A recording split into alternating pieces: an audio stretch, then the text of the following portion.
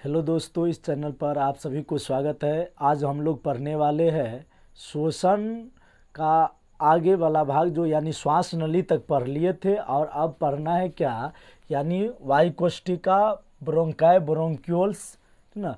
तो इसीलिए दोस्तों इस वीडियो पर अंत तक बने रहे। और जो लोग इस चैनल पर नए आए हैं, इस चैनल को ज़रूर सब्सक्राइब कर लेना, साथ ही बेल आइकन को प्रेस कर लेना। ठीक, हम चलते हैं अब आगे। आगे चलेंगे। हम पढ़ लिए थे क्या, यानी नासिका छिद्र, नासिका वेशम, इसके बाद ग्रसनी, ग्रसनी के बाद हम पढ़ लिए थे स्वर यंत्र, जिसे लैरिंक्स कहा जाता है, और लैरिंक्स को ही वॉइस बॉक्स कहा जाता है। यानी आवाज़ जो चेंज होता है, जो कुत्ता का, बिल्ली का, बंदर का, इस सब का आवाज़ जो निकालता है कहाँ से, तो स्वर यंत्र से, जिसे लैरिंक्स कहते हैं। इसके बाद आगे पढ़े थे क्या, श्वास नली। तो श्वास नली जो है स्वर यंत्र के पीछे खुलता है, ये स्वर यंत्र है। तो स्वर यंत्र के पीछे कौन खुलता है, श्वास नली। और यदि श्वास नली की लंबाई कहेगा तो श्वास नली की लंबाई कितनी है, 11 सेंटीमीटर। यदि श्वास नली की लंबाई पूछेगा तो कितना है, 11 सेंटीमीटर। ठीक, श्वास नली की लंबाई 11 सेंटीमीटर। यदि व्यास पूछे, यदि व्यास पूछ देगा श्वास नली की व्यास कितना है, तो 16 mm। ठीक है, श्वास नली का व्यास 16 mm। और श्वास नली क्या करते हैं, तो वायु को क्या कर देता है, तो यानी अंदर फेफड़ा तक ले जाता है। तो कहेगा यानी ऑक्सीजन को या मिश्रित वायु को, हम जो सांस लेते हैं तो क्या लेते हैं, मिश्रित वायु है, जिसमें ऑक्सीजन मिला रहता है, नाइट्रोजन मिला रहता है, कार्बन डाइऑक्साइड रहता है, आर्गन रहता है, यानी वायुमंडल में जितना भी है सब हम लेते हैं। लेकिन आगे जाकर किस में, एलियोली में जाकर उसको क्या कर देता है, तो ऑक्सीजन ही ग्रहण करता है, बाद बाकी को ग्रहण नहीं करता है। तो आगे हम पढ़ेंगे किस प्रकार होता है, ऑक्सीजन को ग्रहण करता है। या उससे पहले, मतलब पहले वीडियो में बता दिए थे ऑक्सीजन कितना प्रतिशत लेता है और इसको किस रूप में छोड़ता है। तो आगे पहले वाला वीडियो में पढ़ लिए थे। और ये जो है यदि वो श्वास नली की लंबाई कहेगा तो श्वास नली की लंबाई कितनी है, तो श्वास नली की लंबाई है 11 सेंटीमीटर। यदि व्यास पूछेगा तो कितना, 16 mm। और मिश्रित वायु को फेफड़ा तक कौन लेकर जाता है, तो फेफड़ा, ये फेफड़ा हुआ तो फेफड़ा तक ले कर जाता है कौन, श्वास नली। और श्वास नली आगे आकर कितने भागों में बट जाता है, 2 भाग में। तो क्योंकि हमारे शरीर में कितने फेफड़ा है, 2, एक हो गया ये और एक हो गया ये। यदि कहेगा मानव शरीर में कितने फेफड़े हैं, तो कितने, 2 फेफड़े हैं, जिसमें से यानी क्या हो गया, एक हो गया कौन, ये दायां, और दूसरा हो गया बायां। तो कहेगा इसमें बड़ा कौन सा फेफड़ा होता है, तो ऊंचा या बड़ा जो होता है कौन, दायां वाला फेफड़ा जो होता है क्या होता है, बड़ा होता है, और ये वाला उसकी अपेक्षा क्या होता है, छोटा होता है। ठीक, तो कहेगा श्वास नली फेफड़ा में जाकर कितने भागों में बट जाता है, 2 भागों में। ठीक है, जिसे हम कहते हैं ब्रोंकाई। क्या कहते हैं, इन दोनों भाग को कहा जाता है ब्रोंकाई। और ब्रोंकाई से ये जो कई शाखा निकलते हैं उसे कहा जाता है क्या, ब्रोंक्यूल्स। क्या कहा जाता है, ब्रोंक्यूल्स। ठीक ना, तो ब्रोंक्यूल्स यहां तक हम पढ़ लिए थे। और इसके बाद ब्रोंक्यूल्स के अंत में एक गांठ जैसी, ये गांठ जैसी रचना है, जिसे कहा जाता है एलियोल, एलियोल, एलियोल या उसे एलियोली, या उसे कहा जाता है वायुकोष्ठिका, एलियोली या वायुकोष्ठिका। ठीक, यदि कहेगा ब्रोंक्यूल्स के लास्ट में एक गांठ जैसी संरचना होती है, उसे क्या कहा जाता है, तो उसे कहा जाता है एलियोली या वायुकोष्ठिका, एलियोली या वायुकोष्ठिका। और जब वायुकोष्ठिका में छिद्र हो जाता है तो कौन सा बीमारी होता है, तो टीबी, यानी टीबी बीमारी जो होता है किससे, तो ये क्या है, वायुकोष्ठिका यानी फेफड़ा में। यदि टीबी कहेगा, टीबी जो करता है प्रभावित किस अंग को करता है, तो किसको, फेफड़ा को। यानी इसमें वायुकोष्ठिका में क्या हो जाता है, छिद्र हो जाता है, जिसके कारण क्या हो जाता है, टीबी होता है। यदि जाम हो जाए, यदि वायुकोष्ठिका जाम हो जाता है, इसमें यदि वायुकोष्ठिका कहेगा जाम हो जाता है तो कौन सा बीमारी होता है, निमोनिया।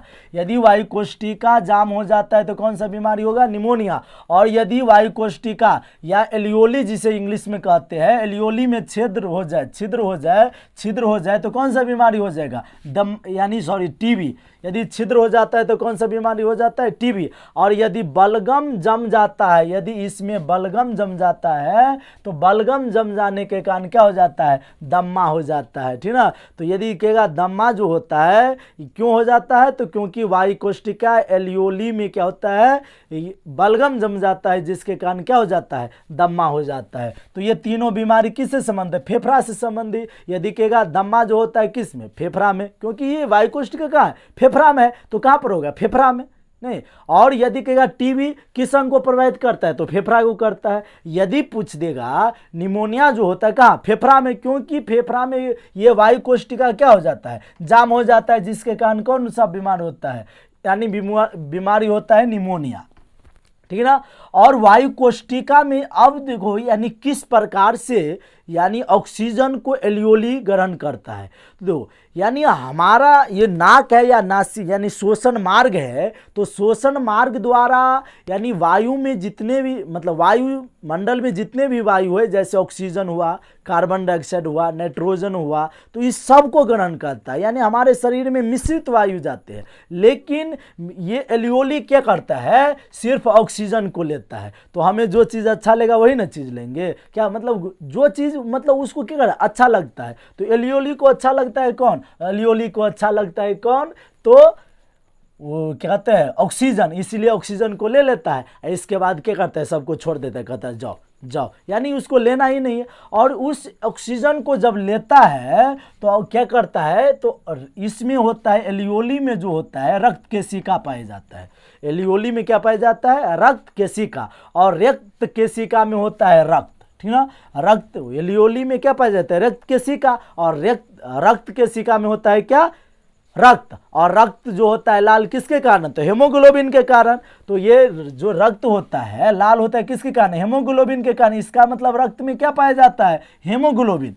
और हेमोग्लोबिन क्या करता है, ऑक्सीजन के साथ संयोग करता है। जब यह ऑक्सीजन के साथ संयोग करता है तो बना लेता है ऑक्सी हेमोग्लोबिन। यदि कहेगा ऑक्सीजन हेमोग्लोबिन के साथ अभिक्रिया करता है तो क्या बनाता है, ऑक्सी हेमोग्लोबिन।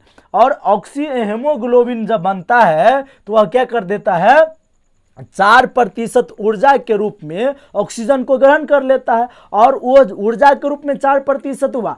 जब कोई चीज़ हम खाते हैं तो ये अवशिष्ट पदार्थ भी बनता है। जैसे हम यदि हम खाते हैं तो अवशिष्ट पदार्थ के रूप में पैखाना या पेशाब द्वारा निकलता है कि नहीं निकलता है। उसी प्रकार इसमें भी क्या होता है, जब यानी ऑक्सीजन को ग्रहण किया तो ऊर्जा के रूप में मतलब ऑक्सीजन को ग्रहण किया, ऑक्सीजन को किस में परिवर्तित कर देता है, कार्बन डाइऑक्साइड में। किस में परिवर्तित कर देता है, तो कार्बन डाइऑक्साइड में। और वह कार्बन डाइऑक्साइड हेमोग्लोबिन के साथ जब अभिक्रिया करता है तो वह बन जाता है कार्बो ऑक्सी हेमोग्लोबिन, ठीक है। कार्बो ऑक्सी हेमोग्लोबिन कब बनता है, जब हेमोग्लोबिन कार्बन डाइऑक्साइड के साथ अभिक्रिया करता है तो क्या बना लेता है, कार्बो ऑक्सी हेमोग्लोबिन। तो कहेगा यानी ये जो शुद्ध जो करने का कार्य करता है, रक्त को शुद्ध करने का कार्य करता है कौन, तो कहाँ पर, फेफड़ा में होता है। रक्त को शुद्ध करता है। तो शुद्ध का मतलब क्या हुआ, ऑक्सीजन के साथ जब रक्त मिल जाता है, रक्त जब ऑक्सीजन के साथ मिलता है तो उसे कहा जाता है शुद्ध रक्त। और जब वो कार्बन डाइऑक्साइड के साथ मिलता है तो वह अशुद्ध रक्त। तो कार्बन डाइऑक्साइड के मिलता है तो वह क्या कर देता है, फिर यानी 4% जो उपयोग किया था उसको क्या कर देता है, कार्बन डाइऑक्साइड के साथ छोड़ देता है। यानी 4.03% जो हम पहले वीडियो में बनाए थे, यानी श्वसन का पहला वीडियो किए थे, उसमें हम ये चीज़ बताए थे। तो कार्बो ऑक्सी हेमोग्लोबिन हो गया। और कार्बो ऑक्सी हेमोग्लोबिन पुनः क्या करता है, फेफड़ा में जाता है। और फेफड़ा क्या होता है, कार्बन डाइऑक्साइड में तोड़ देता है। और उसको पुनः क्या करते हैं, हम नासिका छिद्र द्वारा बाहर निकाल देते हैं। तो इस प्रकार हमारे शरीर में क्या होता है, श्वसन की क्रिया होता है। तो देखो यानी वायु कोष्ठिका को जो अच्छा लगा, जो हमें अच्छा लगेगा तो उसको अच्छा लगता है ऑक्सीजन। तो इसीलिए ऑक्सीजन को ग्रहण किया, कार्बन डाइऑक्साइड को क्या किया, यानी बाद बाकी को छोड़ दिया। फिर कार्बन डाइऑक्साइड को कब छोड़ता है, जब उसको क्या करता है, ऊर्जा के रूप में ग्रहण करता है तो अपशिष्ट के साथ किसको छोड़ देता है, कार्बन डाइऑक्साइड को छोड़ देते हैं। तो यहाँ तक हो गया क्लियर। अब यदि कहेगा दोनों फेफड़े में कितने वायु कोष्ठिका पाए जाते हैं, तो दोनों फेफड़ा में कहेगा तो 3 × 10⁸ वायु कोष्ठिका पाए जाते हैं। यदि पूछ देगा दोनों फेफड़ों में कितने वायु कोष्ठिका पाए जाते हैं, तो दोनों फेफड़ों में 3 × 10⁸ यानी 30 करोड़ वायु कोष्ठिका पाए जाते हैं, ठीक ना। दोनों फेफड़े में कितने वायु कोष्ठिका पाए जाते हैं, 30 करोड़ यानी 3 × 10⁸, ठीक ना। और ये जो होता है, ये जो घिरा होता है, फेफड़ा जो घिरा होता है चारों ओर से, कितने से, तो 12 जोड़ी पसलिया से, ठीक ना। कितने जोड़ी पसलिया से घिरा होता है फेफड़ा, 12 जोड़ी पसलिया से, ठीक ना। तो कहेगा कितने मानव के में कितने पसलिया होते हैं, तो 12 जोड़ी। कितने होते हैं, 12 जोड़ी होते हैं, ठीक। तो यहाँ तक हम पढ़ लिए। और यदि कहेगा कभी कभी क्या होता है, सांस लेने में कोई बीमारी के कारण परेशानी होता है, तो उसे क्या कहते हैं, आईसीयू में डालने के लिए। तो आईसीयू का मतलब हुआ जिसके यानी कहा जाता है क्या, यानी वेंटिलेटर। क्या कहा जाता है, वेंटिलेटर इसको, या कृत्रिम रूप से सांस दिया जाता है। तो कहेगा आईसीयू यानी वेंटिलेटर में किस किस का मिश्रण होता है, तो ऑक्सीजन और हीलियम का मिश्रण होता है। या कृत्रिम रूप से हम सांस लेते हैं तो उसमें जो होता है किस किस का मिश्रण होता है, तो ऑक्सीजन और किसका, हीलियम का मिश्रण हुआ। जैसे कहेगा गोताखोर जो उपयोग करता है, ये ऑक्सीजन लेकर जाता है, तो सिर्फ ऑक्सीजन नहीं रहता है, सिर्फ ऑक्सीजन, उसमें हेमोग्लोबिन मिला, सॉरी क्या कहते हैं, हीलियम मिला रहता है। तो वह हीलियम और ऑक्सीजन उसमें क्या होता है, सिलेंडर रहता है। या कृत्रिम सांस लेने वाला वेंटिलेटर में कहेगा कौन सा क्या सब मिला है, तो ऑक्सीजन और हीलियम। यदि गोताखोर कहेगा अधिक गहराई में जो लेकर जाता है उस सिलेंडर में क्या सब मिला रहता है, तो ऑक्सीजन और हीलियम। लेकिन कम गहराई में कहेगा तो कम गहराई में क्या, ऑक्सीजन और नाइट्रोजन। कम गहराई में गोताखोर कौन सा सिलेंडर, तो इसमें कौन कौन से गैस मिला रहता है, ऑक्सीजन और नाइट्रोजन। समझ गए यहाँ तक। और यदि कहेगा वयस्क मानव 1 मिनट में कितनी बार सांस लेता है, तो वयस्क मानव 1 मिनट में 14 से 18 बार सांस लेते हैं। जो हम सांस लेते हैं और छोड़ते हैं, तो कहता है ये सांस जो होता है, एक वयस्क मानव जो होता है 1 मिनट में कितनी बार लेता है, तो 14 से 18 बार। यदि यही पूछ देगा छोटा बच्चा, तो छोटा बच्चा क्या करता है, 14 से 30 बार क्या करता है, सांस लेता है, ठीक ना। तो यहाँ तक समझ में आया।